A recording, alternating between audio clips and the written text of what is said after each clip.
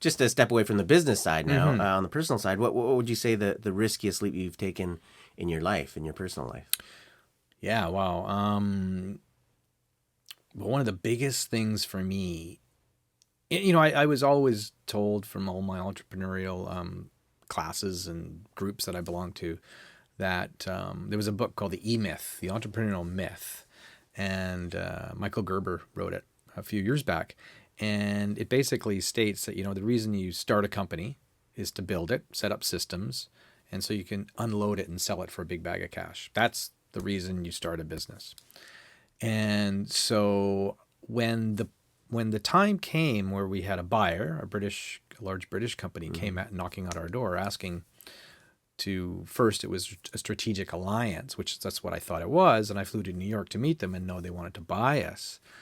I was like, okay, I'm not for sale. And I came back to Vancouver, and then, a few weeks later they came knocking again and started offering.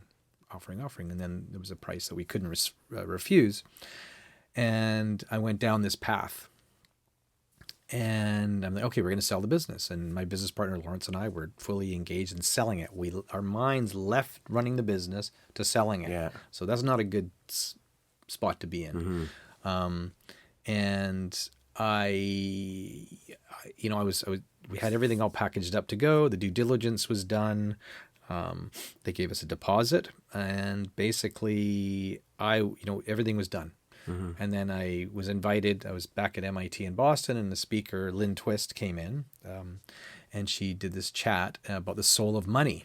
She wrote a book called The Soul of Money, and it blew me away what she was saying. And then she invited myself and my family to go deep into the Amazon rainforest with her and spend time with an indigenous tribe called the Ashwar tribe that their group, the Pachamama Alliance, had only had contact with for 10 years. So they'd only had contact with the outside world for 10 years, but it was only with this group.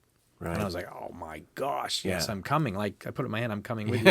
And so we took the family in, and we ended up doing a ceremony, which I didn't know we were going to do. And it was an ayahuasca ceremony, which is it's a vine, which is combined and turned into like a serum. And, you have some, and you basically go off on a trip, on a journey. And we were laying on the side of the Amazon, and you've got the banana, you're laying on a banana leaf, and the banana trees are flapping in the wind. And I think it really got into my consciousness. It got deep down in my consciousness, because I was torn, do I sell or don't I sell? But I'm going to sell. I'm going to get a big bag of cash. That's everybody's entrepreneurial dream. I'm programmed that way. That's all that I've ever been taught. And so I'm laying there, and I have this, I had a vision, and I had this face come at me, and basically I feel that what it was telling me is saying, no, don't sell the business. And I was like, wow. What do you mean don't sell the business? Don't sell the business. Keep the business. Yeah. Leverage the business to do good in the world. Whatever you think is good, do good in the world. And I came out of this trance, and I was like, what happened? I just but it was such a profound effect on me. I actually came out of the Amazon and went back to Vancouver. I flew to London, and I pulled the deal off the table, and I said, it's not for sale. Your partner must have been wondering what you did I know, on that trip so he wasn't happy with me. He wasn't happy with me. So we ended up, I pulled it off the table. I said, it's not for sale. And he really wanted to sell. So we struck a deal together where we bought him out, and Cameron took his spot. Right. Which worked out really well. But my biggest, what was the question again? I guess the biggest leap, in your personal. Yeah, I guess that kind of combines those two things. Yeah, it does. Obviously, it is a business, a huge business decision to keep that. Yeah. But obviously, that affects you personally too. Yeah, I mean, so that was the biggest decision was not to sell. Yeah.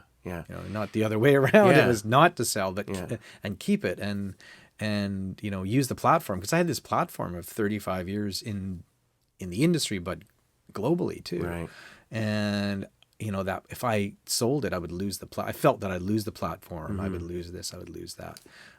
So being able to keep it and use and leverage the platform to do all these other cool things has been amazing. And